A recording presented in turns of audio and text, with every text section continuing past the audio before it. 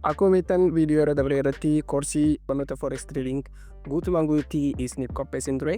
Tana sababeeffachuudhaan guyyaa kana irraa eegaluun live trading yookaan immoo maakiiwwan nigraalii wajjin laayivii eegannee turre. Guyyaa kalee maarketa GBPJPY karaa salphaadhaan seennee turre. Asirraa eegannee ilaa kan gaasitti TP keenya fudhannee turre jechuudha. Karansii kana keessatti maaliif hin seenee, akkamittiin seenee, mallattoo maal arkeetiin seenee, karaa salphaadhaan maaliif akkaan seenee fi akkasumas piroofitii qiyyaa yookaan immoo bu'aa keenya guutumaan guutti isin agarsiisa. Mee jalqaba irratti osoo akkaataa nuti seenee fi mallattoowwan takka takki isin hin agarsiifne immoo telegiraamii keessatti laayivii akkamiin seenaa akka turree fi akkasumas jalqaba chaartiin kun akkam akka turee fi bu'aa keenya guutumaan guutti waliin ni ilaalla. Mee telegiraamii keessa hin seennaa. Okay guys, kun ammoo telegiraamii keenya keessatti laayivii yeroo nuti seennaa turredha.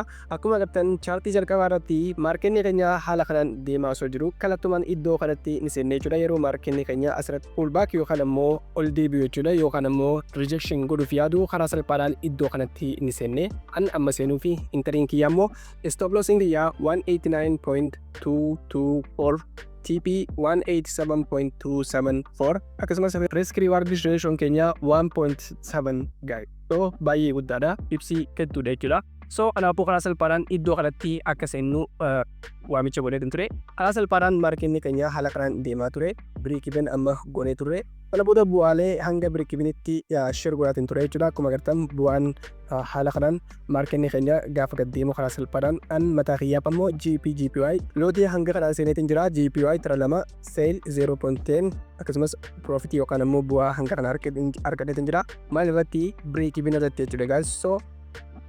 So ammallee gad deemuudhaan maarkenni keenya completely maal godhee break-even keenya guutumaan guututti dhihee. Kanaafuu TP1 fi TP2 kaannee turre. TP1 keenya irratti dhiyaachaa jira jechuudha. Break-even by the way almost dabree jira. Karaa salphaadhaan gaafa inni haala kanaan dabdu ammallee beessa dhaamsa godheetiin ture.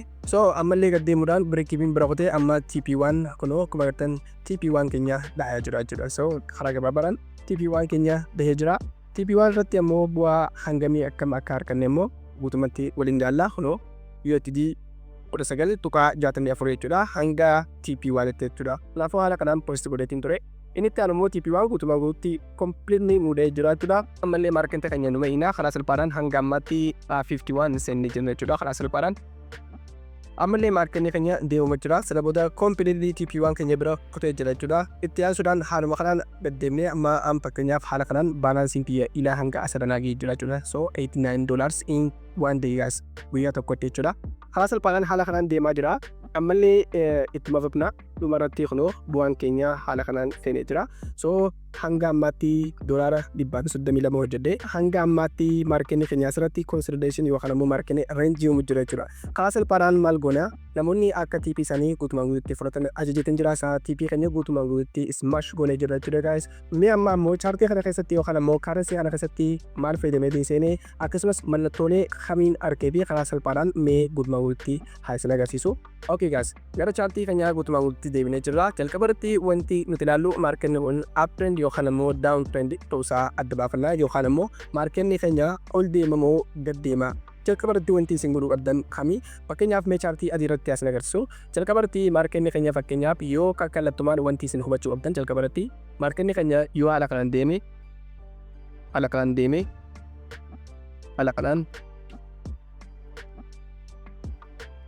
asirratti wanti hubachuu qabnu maarkenni gaafa uumamu wantoota lama keessaa qaba. Uptrend and downtrend keessaa qaba. Uptrend gaafa inni immoo maarkenni gaafa inni ol deemudha. Downtrend immoo gaafa inni haala kanaan gad deemudha jechuudha. So maarketa jalqaba irratti odoo tireendii takka illee hin seenne uptrend fi downtrend ta'uusaa adda baafna jechuudha. So karaa gabaabaadhaan.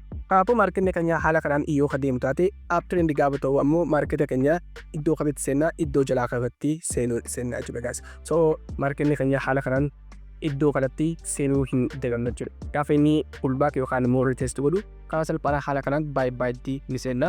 So wanti jalqabaa adda baafachuu qabnu karaa gabaabaadhaan maarkenni kun uptrend yookaan ammoo downtrend ta'uusaa guutumaan guututti adda baafannaa jechuudha. Fakkeenyaaf maarkenni keenya kanarratti yoo ilaallu time framing keenya 15 minute fakkeenyaaf gubbaa kanatti time framing kan barbaadanii wartanii fakkeenyaaf an yeroo hedduu xiqqaan fayyadama.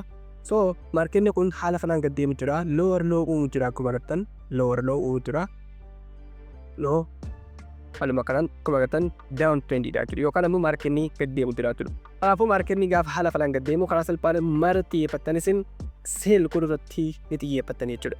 Akkasumas wantoota takka takkaa jira namoota shawwadan fakkeenyaaf gaafaati maarketni gad deemetti inni haala kanaan sitti ol ba'uu danda'a. Namoota baay'ee sitti godhaniif carraan inni jira ta'us garuu wanti kun parsantii muraasa jechuudha. Parsantii 100 keessaa parsantii 10 gaafa ol deebi'e jechuudha. Kanaafuu puulbaak irratti gonkumaa seenuu hin qabdanii. Kanaafuu karaa salphaadhaan gaafa maarketni haala kanaan gad deemu maarketni feenyaa puulbaak godhuusaa sirriitti adda baafattu induusmentii uumuusaa smart malee trap uumuusaa break of structure uumuusaa akkasumas change of character uumuusaa karaa salphaadhaan adda baafattu jechuudha. Gufuu walitti gufuu isinitti ta'u jechuudha karaa salphaadhaan irraa eeguu qabdanii jechuudha. Fakkeenyaaf maarketni keenya break of structure hedduu haala kanaan nu uumu jira. Fakkeenyaaf break of structure haala kanaan maarketni keenya boos nu uumaa jira jechuudha karaa salphaadhaan. Kanaafuu maarketa haala kanaan gaafa inni uumu immoo bakki inni deemu jiru karaa salphaadhaan ni beekna jechuudha. Fakkeenyaaf break of structure gaafa inni jalatti uumu karaa salphaadhaan maarketni keenya down trend jalatti gaafa uumu down trend uumaa jira jechuudha karaa salphaadhaan. So haala kanaan adda baafachuu dandeettanii koorsii keessatti guutumaan guututti ibsatiin jira jechuudha guys. So kun ammoo investmentiidha yookaan ammoo fake breakout jaamaa yeroo takka akkasumas liquidity uumee jira change of character uumee jira hundi isaanii maal akka ta'an guutumaan guututti isiniif ibsatiin jira. Namoonni hanga ammaa koorsii eegalan koorsii description isiniif kaatiin jira kallattumaan eegaluu dandeessanii. Haala kanaan gaafa inni deemu asirrattis gad deebi'uudhaan maarketni keenya break of structure yookaan ammoo nu cabsee jechuudha break of structure luume gaafa kana maarketni gad deebi'uu isaa dhibbaraa dhibbatti isiniif mirkaneessaa jechuudha. Sana booda gaafa kana induusmentii mee smart money trap mee sana booda engineer liquidity gaafa uumu karaa salphaadhaan order block kana tuqulaa kaayyeeffate ture garuu humni guddaan asirratti gad deebi'ee asirratti change of character uume carraa asitti seenuu ni qabna jechuudha. So karaa salphaadhaan maal goona asirratti guutumaan guututti ni seenna. Karaa salphaadhaan maarketni keenya humnaan nu gabbuu danda'a jechuudha.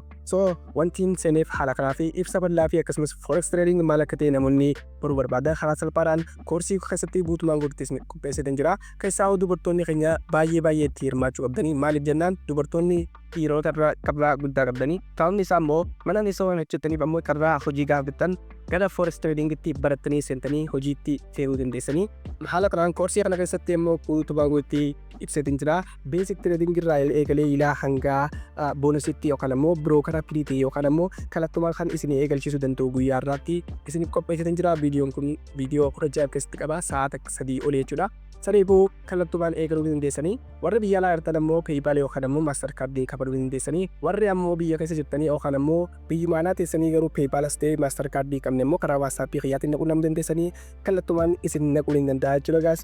Dubartoonni keessaa baay'ee itti cimaachuu qabdanii fidii yookaan ammoo saayinaa bilisaa ta'e waan hin gaddisuuf chaanala kana description isiniif kaatiin jira kallattumaan itti hirmaachuu ni dandeessanii guys. So carraa gaariin isiniin jaa gara hojiitti.